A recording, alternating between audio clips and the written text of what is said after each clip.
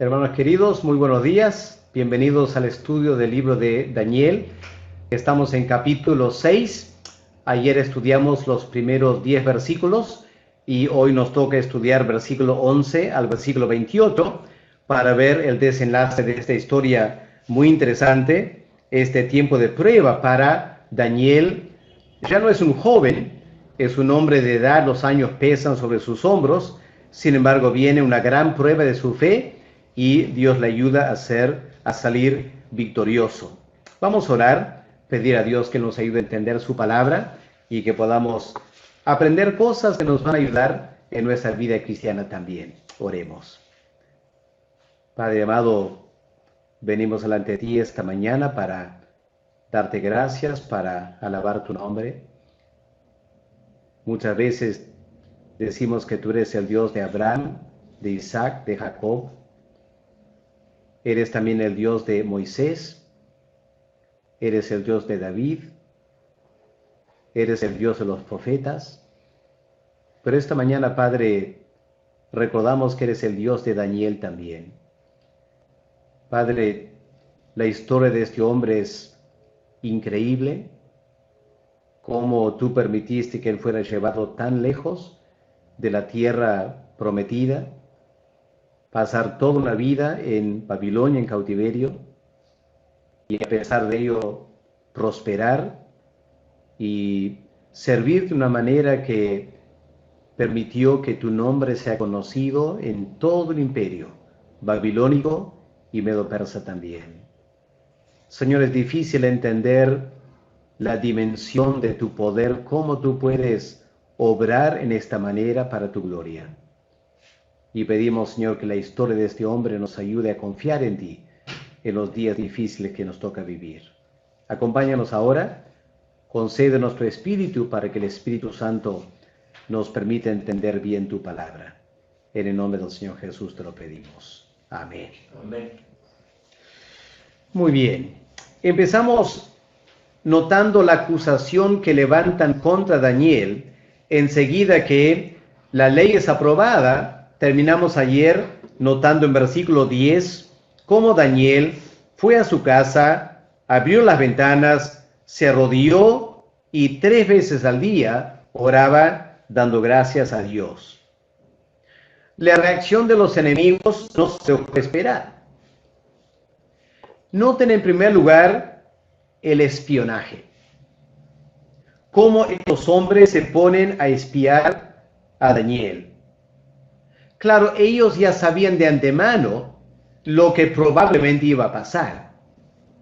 Sabían que Daniel era un hombre escrupuloso en guardar la ley de Dios. Ahora, lo interesante es que la ley de Dios no mandó a Daniel orar 3 veces al día. Daniel ora 3 veces al día, no porque la ley lo exigía, sino porque él rehusó someterse a esta ley que le estaba ordenando dejar de confiar en Dios. Estos hombres quizá no estaban seguros exactamente qué iba a pasar, pero verso 11 dice, se juntaron aquellos hombres y hallaron a Daniel orando. Noten 2 acciones entonces. Se juntaron. ¿Cuántas personas eran? 120 sátrapas, más 3 gobernadores. Y ellos también dicen que están apoyados por consejeros, etc. Obviamente los 120 no estaban presentes aquí. Los 120 estarían trabajando en sus regiones. Están dando su aprobación quizás a la acusación. Es de dudar que todos estaban presentes. Pero habría un número significante de personas, suficiente para justificar el verbo se juntaron aquellos hombres. Obviamente se juntaron para espiar a Daniel. Lo hallaron orando y rogando. Pero hay un detalle que no notamos ahí hasta ir al versículo 13. Porque si vamos al versículo 13 al final, ¿qué leemos en la acusación que levantan contra el rey? Sino que 3 veces al día hace su petición. ¿Cómo sabían eso? 3 veces al día. Da la impresión que lo vigilaron todo el día. O sea, no fue suficiente ir donde podían ver la casa de Daniel. De repente habían investigado de antemano, sabiendo dónde Daniel vivía. De repente, conversando con vecinos, le decían que Daniel cada día abría la ventana y oraba a Jerusalén. Así que los hombres van, se supone en la mañana, para espiar a Daniel y ven que está orando. Pero no fueron de frente a acusar al rey. Esperaron a ver a Daniel orar por la tarde. Y esperaron a ver a Daniel orar por la noche. Querían estar bien seguros. No querían apresurar. Había demasiado en juego. Daniel era un hombre muy importante. Un mal paso ahora podía ser muy negativo para ellos. Así que tuvieron la precaución de contener su emoción, no ir corriendo al rey, sino esperar mañana, tarde, noche, juntar toda la información para que Daniel no se escape de sus manos. Así que primero lo espiaron. Y una vez que sabían y tenían los datos necesarios, versículo 12, fueron delante del rey. Y noten cómo proceden. No le acusan de frente a Daniel. Primero hacen la pregunta: ¿no has confirmado un edicto que cualquiera que el espacio de 30 días pida a cualquier dios hombre fuera de ti, o rey, sea echado al foso de los leones? ¿Por qué empiezan así?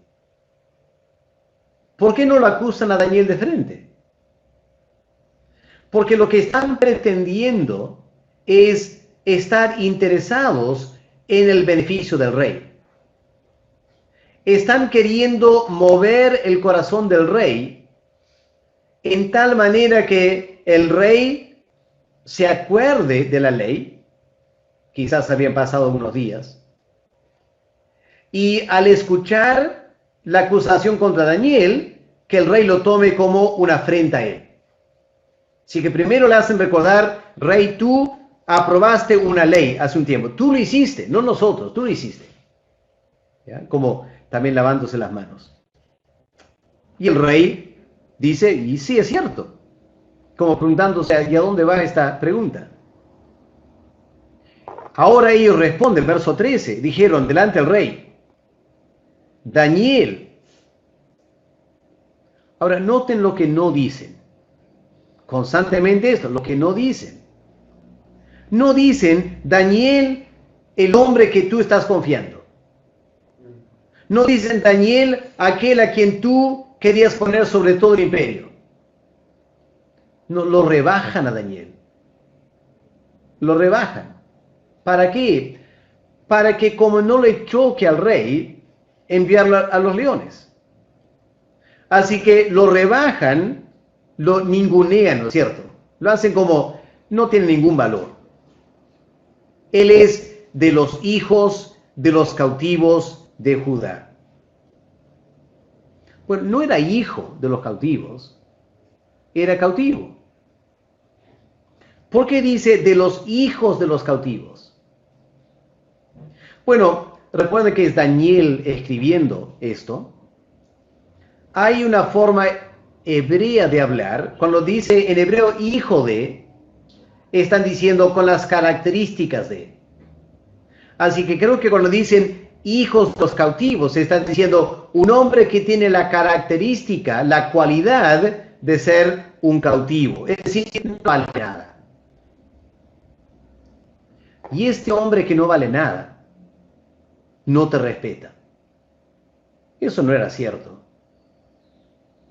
Daniel nunca le faltó el respeto al rey.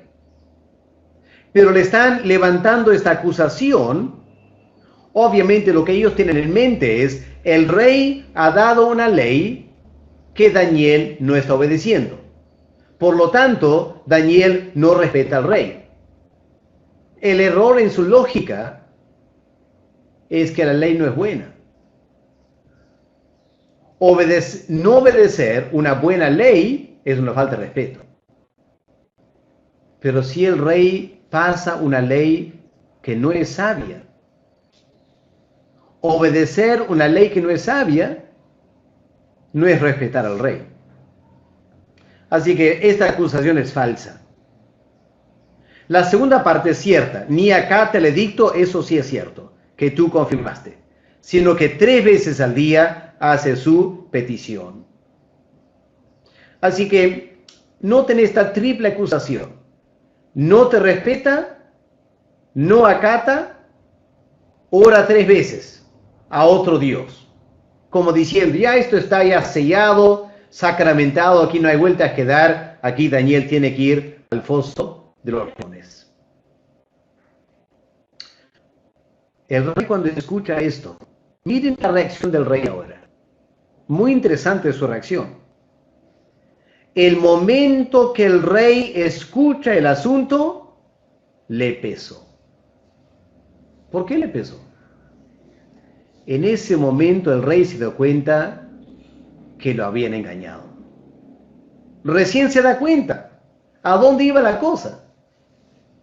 Recién se da cuenta, él ha sido culpable de aprobar una ley totalmente torpe, totalmente insensata.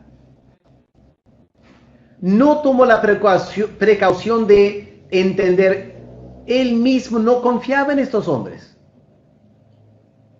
pero los confió suficientemente para aprobar una ley. Y el resultado de la ley va a ser la muerte del hombre que él más confiaba. Y él en ese momento se da cuenta, para su gran vergüenza, lo han manejado. No debe ser algo más triste para un líder que darse cuenta que no tiene autoridad. Lo han manejado. Los que no respetan al rey son estos hombres, porque lo están manejando al rey. El rey ya no es el rey. Los 120 sátrapas son rey. Ellos hacen y deshacen el imperio, porque el rey no tiene sabiduría. Le pesó en gran manera. ¿Y qué decidió hacer? El gran rey Darío, el encargado de todo el imperio, tiene un problema. Él quiere salvar a su mejor asesor de la muerte, que él mismo está provocando. Cualquiera pensaría que para un rey esto va a ser demasiado fácil. Pero ¿qué pasó? Él resolvió liberar a Daniel. ¿Se acuerdan Daniel 1, versículo 8? Daniel resolvió no contaminarse. Lo que Daniel resolvió, lo logró. ¿Por qué lo logró? Porque estaba dispuesta a morir. Este rey no está dispuesto a morir. Este rey trata de librarlo y trata todo el día. Ahora, noten la cronología aquí. Los espías trabajaron todo el día, juntando la información. En la mañana, me imagino, tempranito en la mañana, van al Palacio Real con la acusación. El rey pasa todo el día, que de las 8 o 9 de la mañana hasta el atardecer, el rey pasó todo el día tratando de librarlo.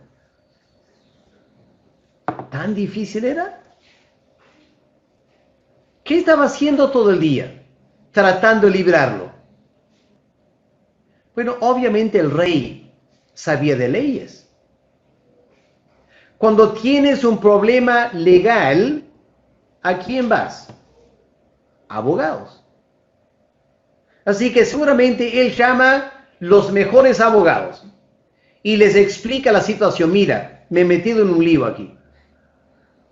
Me están pidiendo matar a Daniel por algo técnico, una tontería que yo mismo soy culpable. A ver, abogados, ayúdenme. ¿Cómo sacamos esto? Y los abogados procuraron pensando esto, lo otro, una artimaña, la otra artimaña, y no pudieron. Claro, los sátrapas y los gobernadores están atentos a lo que está pasando. Y cuando ven que el rey quiere soltar a Daniel, versículo 15, esos hombres, noten lo que dice aquí. No dice que los hombres se acercaron al rey. ¿Cuál es el verbo en la Biblia? Los hombres rodearon al rey. ¿No les parece extraño eso? ¿Rodearon al rey? ¿En qué momento rodeas a alguien? ¿En qué situación puedes imaginarte una persona en el centro y unas 20, 30 personas rodeándolo? ¿Para qué lo están rodeando? Para que no escape. Estos hombres están adoptando una actitud de amenaza, ¿no es cierto? Lo han rodeado, lo han cercado. Aunque es el rey. Le están diciendo por su ubicación geográfica. Están diciendo, rey, de aquí no te salvas. No te vamos a dejar salir con la tuya.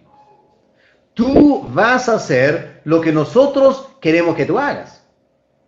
Y vamos a quedar aquí rodeándote hasta que tú accedes. Pero escuchen sus palabras. Sepas, oh rey, que es la ley de Media y de Persia, que ningún edicto u ordenanza que el rey confirme puede ser abrogado. Les llevo esta reflexión. ¿Cuál era la ley que se había aprobado? Que nadie podía apelar a ningún dios, solo al rey. ¿Están cumpliendo eso estos hombres? ¿A quién están apelando? A la ley. Y no están haciendo caso al rey. El rey quiere librar a Daniel. Estos hombres no están diciendo, rey, este mes lo que tú quieras, porque estamos prohibidos de ir a cualquier otra persona. Estos hombres han hecho de la ley su Dios. Están apelando a la ley. Cuando la misma ley dice, no hay que apelar a nada o a nadie, solo al rey. Pero como Darío no tiene la inteligencia para entender eso y anular por completo lo que ellos están haciendo. Así que lo chantajean y aquí está el problema. El rey podía no hacer caso y no echar a Daniel al foso. Pero ¿por qué se dejó presionar? Obviamente estos hombres están ejerciendo cierta presión sobre el rey. Pero ¿cuál es la presión? Ciro. Porque Darío está reinando como delegado de Ciro. ¿Se acuerdan Pilato? Cuando lo presionan a matar a Cristo y Pilato quiere soltar a Cristo, ¿qué dijeron los judíos? Si tú sueltas a Cristo, no eres amigo de César. Ya. El momento que dijeron eso, ya Pilato se lavó las manos y Cristo a la muerte. ¿Por qué? Porque Pilato no quería perder su trabajo. Cosa que al final lo perdió de todos modos. Darío no quiere perder su puesto. Resolvió liberar a Daniel. Pero había límites a su resolución. Daniel resolvió no contaminarse en capítulo 1 y logró lo que él se propuso, porque estaba dispuesto a morir. Este rey Darío no está dispuesto a morir. Y al final, aunque le pesa, si tiene que decidir entre Daniel y su vida, Daniel va a los leones. Porque al final, el rey se va a salvar a sí mismo. Así que no pudiendo ver la forma de resolver la cosa y salvar su pellejo, el rey entonces, versículo 16, manda traer a Daniel y lo echan en el foso. ¿A qué hora lo echaron? Al atardecer. ¿Qué? ¿Las 5 de la tarde? ¿6 de la tarde? Ahora miren estos detalles interesantes. Yo no sé si notaron esto. Ayer les pedí leer con cuidado el pasaje, a ver si cosas podía notar. Yo noté algo que no había notado antes. ¿Qué es lo que yo noté? Noté algunos paralelos entre este evento y Cristo cuando fue enterrado. En primer lugar, traen una piedra, que es lo que hicieron en la tumba de Cristo, ¿no es cierto? Fue traída una piedra, y la piedra fue puesta sobre la puerta del foso. Al igual que cuando Cristo fue enterrado, pusieron una piedra sobre la tumba. ¿Cuál es la imagen aquí entonces? La imagen es que el foso es una tumba para Daniel, porque ahí están los leones, y él va a morir. ¿Qué más? Sellan la piedra con el anillo del rey, como sellaron la tumba de Cristo. ¿Por qué lo sellaron? Para que no se alterase el acuerdo. La misma razón por la cual se selló la tumba de Cristo. Yo no sé cómo Pilato pasó esa noche, que Cristo estaba en la tumba.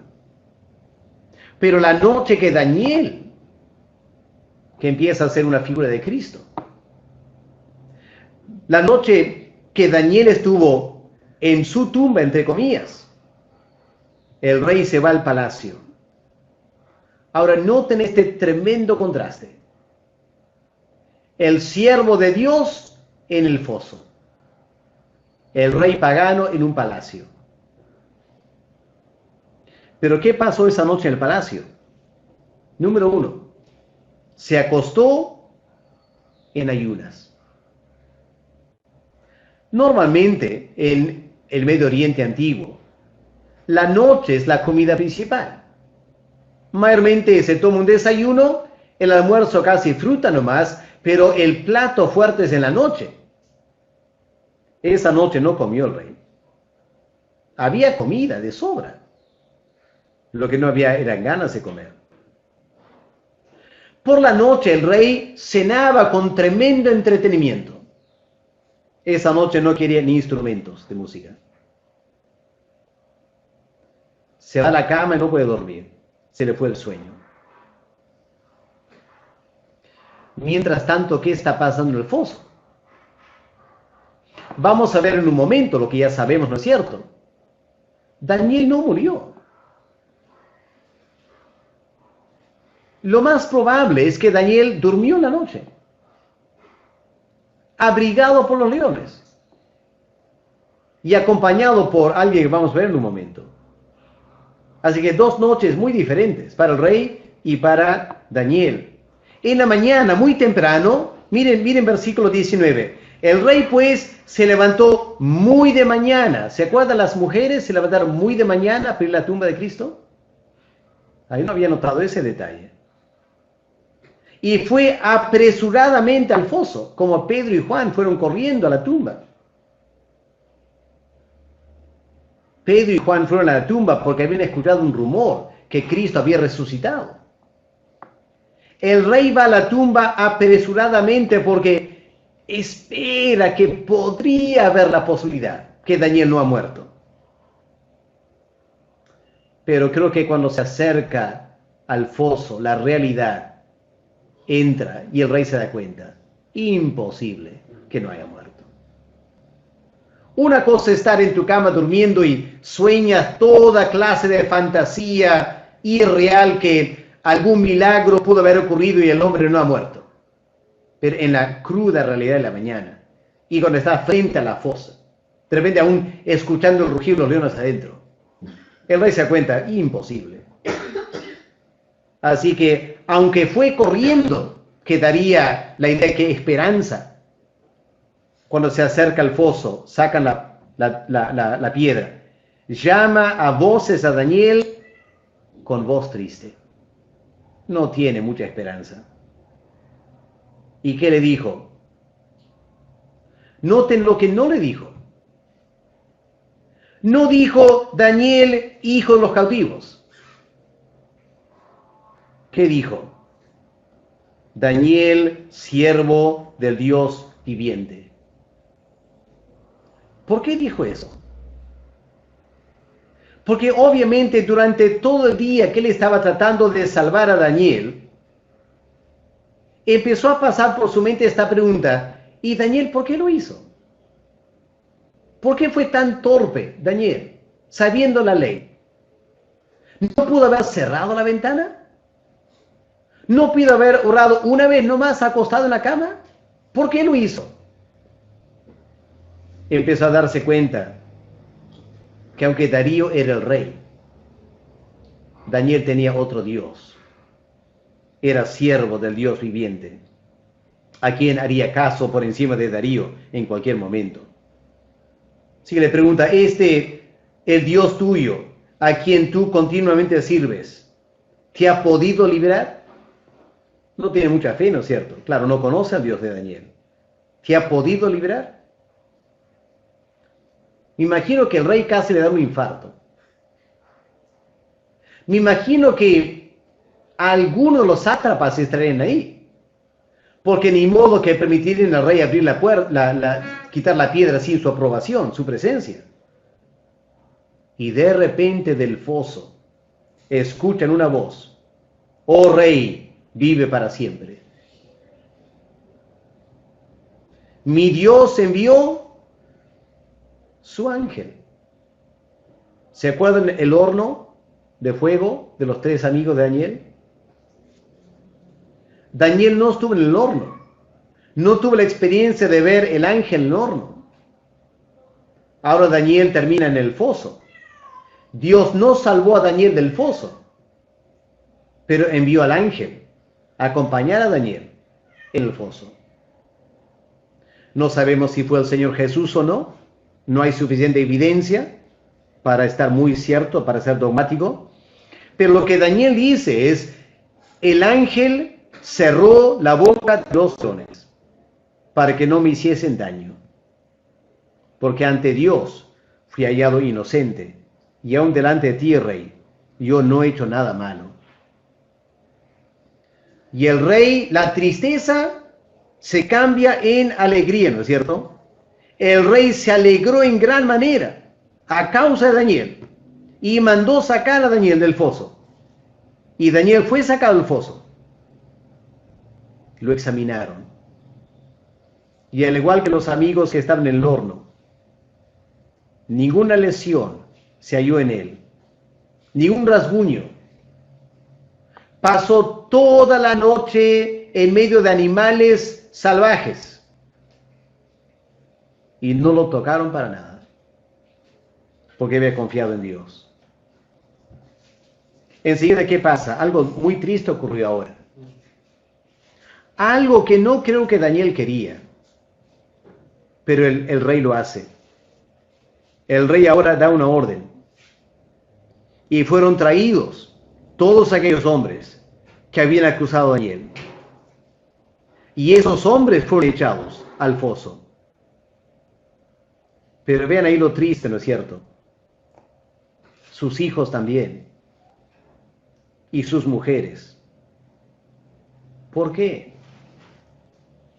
Podría ser simplemente la rabia del rey. O podría ser que el rey entendía algo.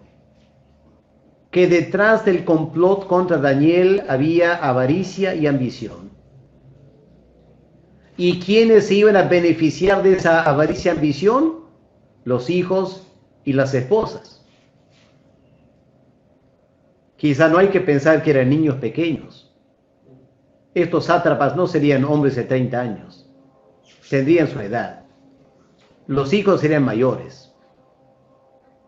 Así que de repente había algo de culpabilidad que el rey sabía. Pero cuando echan a todas estas personas al foso, miren lo que pasa. Aún no habían llegado al fondo del foso. Estaban en plena caída. Los leones saltaron, se apoderaron de ellos y quebrantaron todos sus huesos, indicando que la razón por la cual no habían hecho eso a Daniel no era falta de apetito. No era que estaban mal del estómago. Fue un contraste, ¿cierto? Daniel, ni un rasguño. Estos hombres, huesos destrozados, todos terminan muertos, antes de llegar al fondo del foso.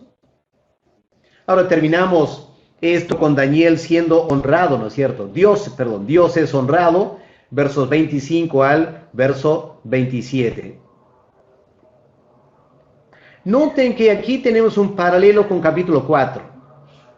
En capítulo 4 de Daniel, una carta es enviada a todo el imperio para la honra y la gloria de Jehová.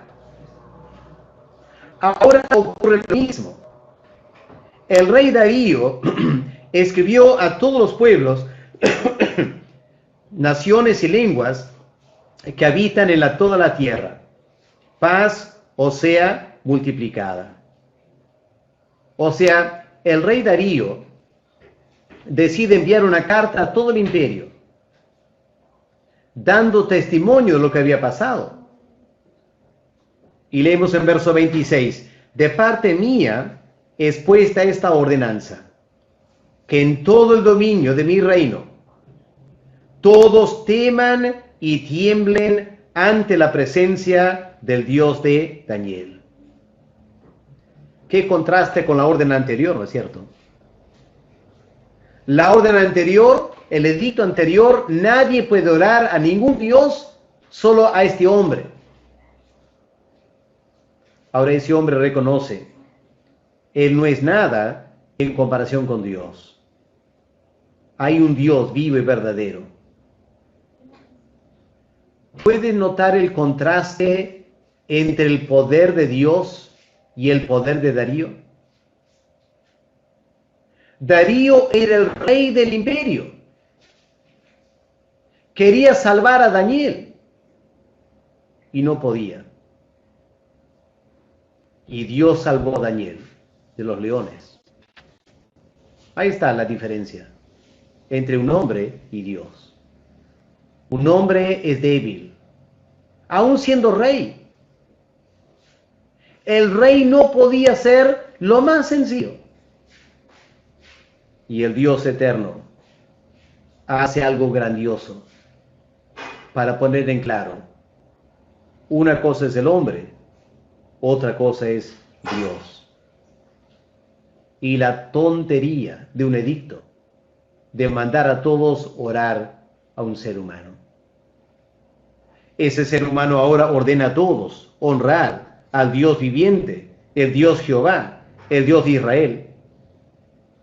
Dice porque, versículo 26, ese Dios es el Dios viviente, el Dios que permanece, el Dios que permanece por todos los siglos. Su reino será jamás destruido y su dominio perdurará hasta el fin. Darío sabía que su reino no sería eterno, pero el reino de Dios era eterno. Como contraste con Darío, el Dios Jehová, Él salva, Él libra, Él hace señales, Él hace maravillas, lo hace en la tierra, lo hace en el cielo.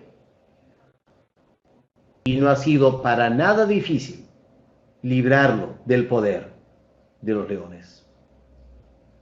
Qué lindo como Dios es honrado, ¿no es cierto? Hermanos, eso es lo que Dios quiere hacer a través de nuestras vidas.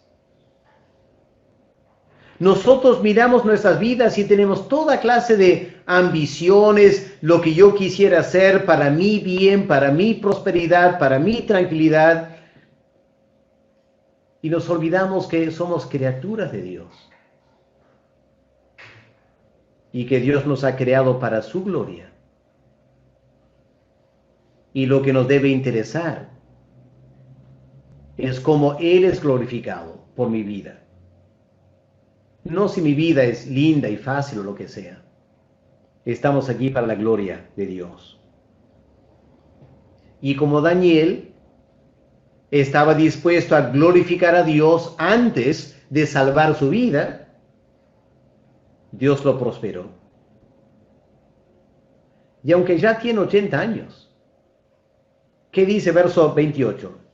Este Daniel, de 80 años, prosperó. Interesante, ¿no? Prosperó durante el reinado de Darío y durante el reinado de Ciro. Claro, no todo el reinado de Ciro, pero varios años. Pero lo pone en esta manera, para resaltar el poder de Dios. Este es el mensaje de Daniel, hermanos. Aquí terminamos la parte histórica. Mañana empezamos la parte profética. Pero la parte histórica tiene este tema central. Aquellos que honran a Dios, Dios los honra. Y Dios tiene todo el poder de la omnipotencia para glorificarse en las situaciones más adversas que puedan haber. 6 capítulos mostrando la grandeza del poder de Dios en la vida de un hombre. Lo que viene al partir del capítulo 7 es el poder de Dios en toda la historia humana. Repentinamente en capítulo 7, al voltear la página de la Biblia, tenemos este tremendo cambio del poder de Dios en la vida de un hombre al poder de Dios en la historia de un planeta. Desde el tiempo de Daniel hasta la segunda venida, el Dios de Daniel se va a ocupar de implementar su reino aquí en la tierra. Y nadie le va a decir no a Dios. A Darío le dijeron, no puedes. Al Dios eterno, nadie le dice, no puedes.